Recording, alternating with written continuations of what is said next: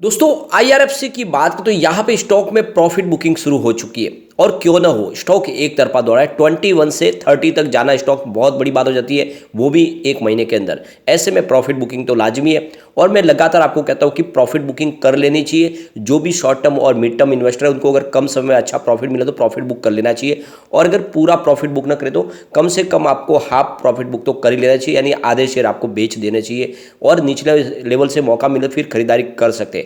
लेकिन जो long term investor होते हैं उनको बने रहना चाहिए। स्टॉक बहुत ही शानदार है और ये बात मैंने आपको आज नहीं बताई, जब इसकी प्राइस नहीं बढ़ रही थी तब से मैंने लगातार बोला हुआ है कि आपको आईआरएफसी में इन्वेस्टमेंट करना चाहिए।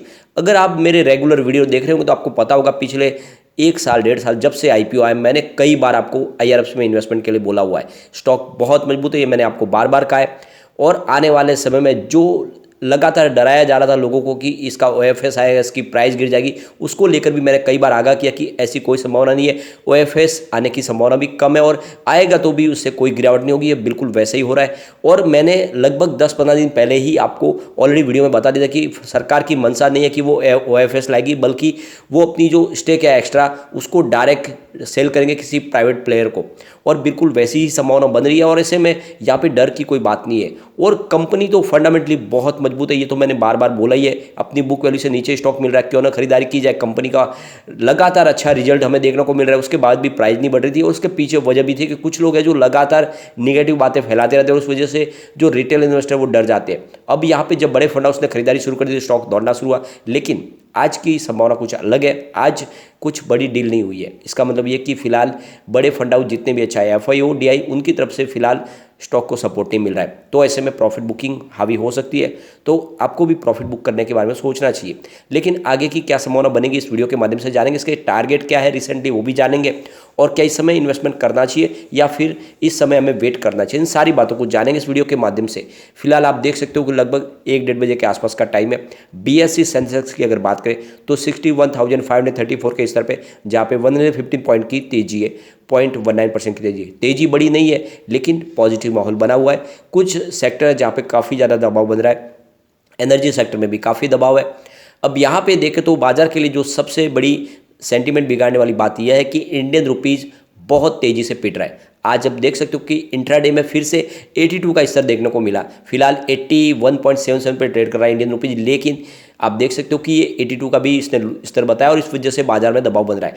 अब अगर हम आईआरएफसी की बात करें, स्टॉक 28.65 के आसपास ट्रेड कर रहा है जहाँ पे 1% के आसपास की गिरावट है और इसके पीछे वजह है प्रॉफिट बुकिंग।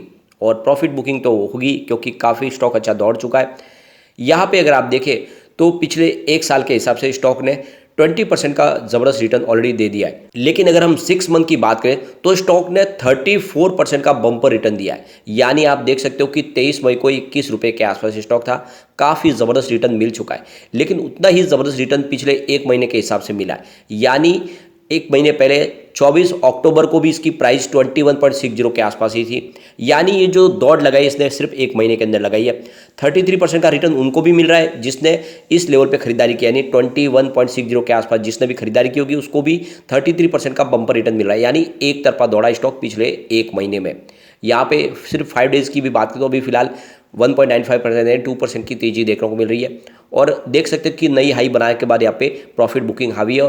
अब आप देख सकते हो इस प्रॉफिट बुकिंग के पीछे सबसे बड़ी वजह है कि आज जो बड़े फंड हाउस ने हाथ खींच लिए उनकी तरफ से यहाँ पे खरीदारी, क्योंकि वो काफ़ी ज़्यादा खरीदारी कर चुके और प्रॉफिट बुकिंग अब शुरू हो सकती है। यहाँ पे आप देख सकते हो पिछले एक महीने पहले इसका 6 करोड़ का वॉल्यूम था, 2 करोड़ की डिलीवरी उठाई गई थी। 1 वीक पहले इसका 17 करोड़ का वॉल्यूम था, 5 करोड़ की डिलीवरी उठाई गई थी और कल 19 करोड़ का वॉल्यूम होता है, 5 करोड़ की डिलीवरी उठाई गई थी। यानी कल काफ़ी अच्छा वॉल्यूम हुआ, यानी प्रॉफिट बुकिंग जल्दी खत्म हुई थी और अच्छी खासी खरीदारी भी हुई, क्योंकि हमने डिस्कस किया था बड़े फंड हाउस ने कल जम के खरीदारी की है। लेकिन आज ऐसा हुआ नहीं। आज का वॉल्यूम का इशारा है कि आज बड़े फंड हाउस बिल्कुल सक्रिय नहीं है। यहाँ पे सिर्फ 4 करोड़ की ही यहाँ पे वॉल्यूम होती हुई दिखाई दे रही है अभी। इसका मतलब ये है कि आज बड़े फंड हाउस अवॉइड कर रहे हैं, लेकिन उनकी तरफ से कोई बड़ी बिकवाली भी नहीं है, ये भी आपको ध्यान रखना है क्योंकि रिसेंटली उनकी खरीदारी हुई है।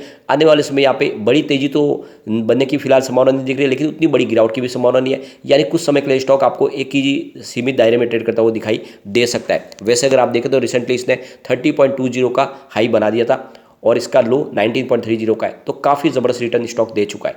अब यहाँ पे सबसे बड़ी बात है IRFC की मजबूती की बात इसी में है कि कंपनी के खर्च में बहुत ज़्यादा कंट्रोल है। कंपनी का खर्च काफ़ी कम है और कमाई बहुत ज़्यादा है। यहाँ पे देख सकते हो IRFC रेलवे इंफ्रा प्रोजेक्ट के लिए 45 से लेकर 55% की फंडिंग करती है और ये इंडिया के अलावा विदेशों से भी फंड लाती है। यहाँ की बड़ी कंपनियों से भी फाइनेंस जो करने वाली कंपनियां उनसे फंड लेके रेलवे को प्रोवाइड करती है और कम ब्याज पे ये फंड प्रोवाइड करती है और इसकी जो गारंटी है वो सरकार लेती है, यानी इनका एक भी पैसा डूबने की कोई संभावना नहीं, यानी इनका 0 NPA। और इससे बढ़िया बिजनेस क्या हो सकता है। सबसे बड़ी बात है कि सरकार की तरफ से जो इनको बेनिफिट मिलता है उसकी वजह से इनको टैक्स भी पे नहीं करना पड़ता है, उसका भी इनको फायदा होता है।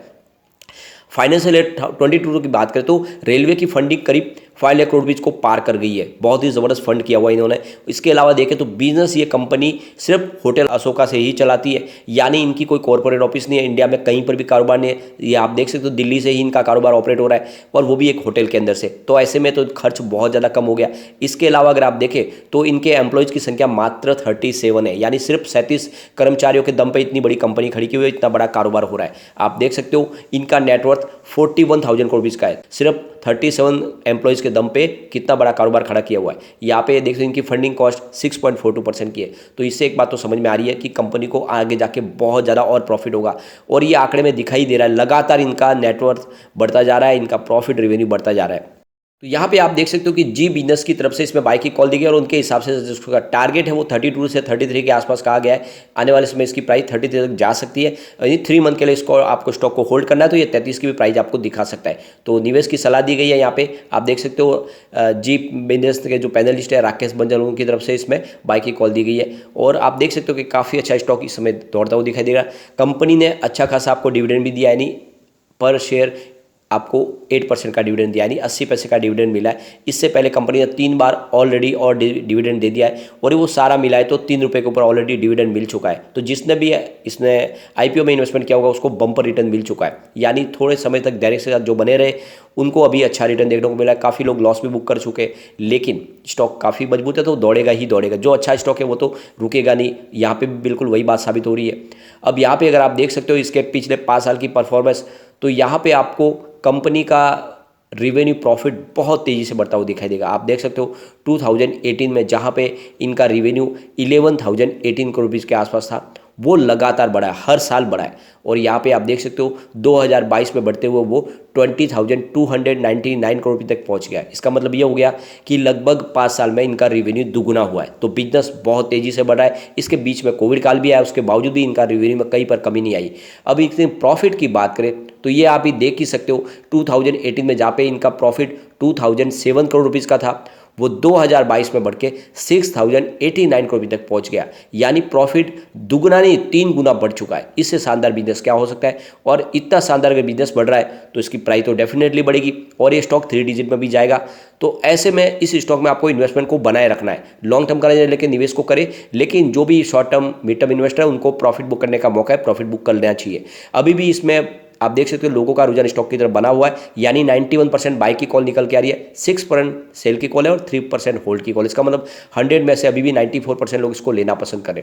अब एक बार इसके पिवोट लेवल को भी चेक कर लेते हैं। यहाँ से अगर गिरावट हो जाती है तो 27.97 का फर्स्ट सपोर्ट है, ये सपोर्ट टूटा तो स्टॉक 27.98 तक जाएगा और स्टॉक नीचे गिरा फिर 25.87 तक जाएगा, यानी गिरावट का दौर जारी होता है। आपको 25-26 के आसपास जाता हुआ दिखाई दे सकता है। लेकिन जैसे ही फिर से पॉजिटिव माहौल बनना शुरू होगा, 30.07 का फर्स्ट रेजिस्टेंस है जो ऑलरेडी पहले एक बार ये हाई तक पहुंच चुका है। उसके बाद सेकंड रेजिस्टेंस 31.18 का दिखाई देगा जो एक नई ऑल टाइम हाई बनेगी और यहाँ तक स्टॉक पहुंचकर फिर 32.17 तक भी जाएगा। तो बिल्कुल लॉन्ग टर्म का निवेश करें, ये स्टॉक आने वाले समय आपको डेफिनेटली मालामाल कर सकता है। ये एक बड़ा मल्टी बैगर है। लेकिन फ्रेंड, कोई भी इन्वेस्टमेंट करने से पहले अपने फाइनेंशियल एडवाइजर से बारे में ले ले या अपना खुद का रिसर्च करें, क्योंकि मैंने वीडियो आपके एजुकेशनल पर्पज के लिए ही बनाया। वीडियो पसंद आए तो लाइक शेयर जरूर कीजिए और चैनल को सब्सक्राइब कर दीजिए। Thank you.